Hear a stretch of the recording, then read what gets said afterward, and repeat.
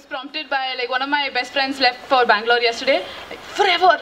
So I just got really sad and wrote this at 3 o'clock in the morning. Okay. Part 1.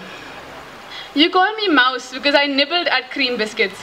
I can't remember why I called you Cat. Probably because we were Tom and Jerry.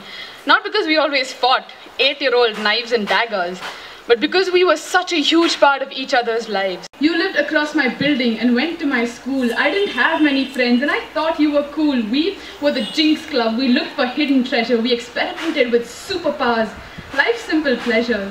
I let you play with my Barbie dolls and you let me ride your cycles. And we built a birdhouse that washed out in the rain.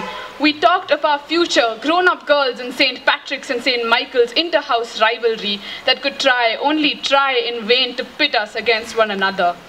We danced in your mother's office, danced in society functions, danced through childhood, to hell with sobriety. But we forgot that dance was a function of society. I found books the way you found other friends. It looked like we wouldn't dance again, but we danced around the friendship as delicately as 10-year-olds can. We didn't wait for the school bus hand in hand anymore. We were running in different directions, didn't think the race would end. Now everything is different. Now you're in a different college, different city. Now you're just a Facebook friend. Part 2. We were in different groups, then they merged, then we were in different groups again, then they merged again or something. I can't keep up with 13-year-old politics. I hated the people you hung out with. But I liked Harry Potter, and you liked Harry Potter, and we were the idiots who finished the books the day they came out and had no one else to discuss them with. You were always the smarter one, the inspiring kind, not the intimidating one. We text in regular English, not abbreviations, and being naughty and excited about books was our norm, not a deviation.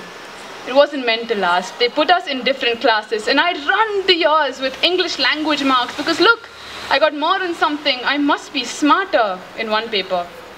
And I'd call you up before board exams crying. You wouldn't mind. If you did, you wouldn't tell me. And I knew having such few friends wasn't healthy because then we drifted. If there was a stopgap in time to fix us, we missed it. I was the one who held you when you were sobbing over Dobby. You cried into my shoulder when the Titanic sank and Jack died. And I sobbed out my secrets to you and you kept them safely. And that was the past of our friendship. The future is a maybe. I was an idiot art student. You were always the smarter one. You studied more in 2 than I'd studied in the past 10. Then you sat your exams. Summer. The end. You came over and we could only talk about the weather. We still remembered lyrics of our favorite boy bands. We still remember, but just like our love for Joe Jonas, even teenage friendships don't last forever. Part 3. This one's the hardest because you're still here. I know what's coming and you never let emotions get you unless they were written on paper. You'll be fine. And I'll be too. 2 years isn't a very long time to know someone, to owe someone because they listened to your dumbass rants when you needed a friend. And we'd bitch about the same teachers and run from the same lectures again and again, fangirl over the same poetry, sniff the same books, write abstract, collaborative, Dadaist imagery, exchange the same looks if someone thought we were weird. We discussed Jamie Lannister's nose and beard, how the books are always better, how logic is a pretty cool subject, and fight with the English teacher on everything from homophobia to the format of the letter. We were not doormats, we were better than them and they couldn't get away with it.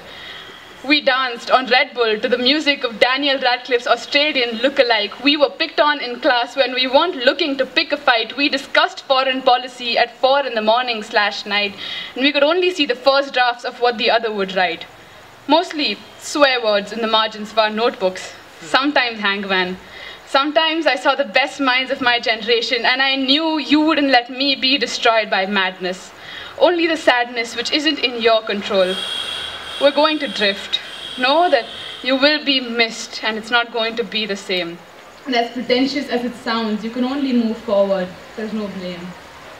All of you were an amazing part of my life. I hope I was the same. Now we'll all be on our own. I didn't want to forget you, so I wrote this poem. Thank you.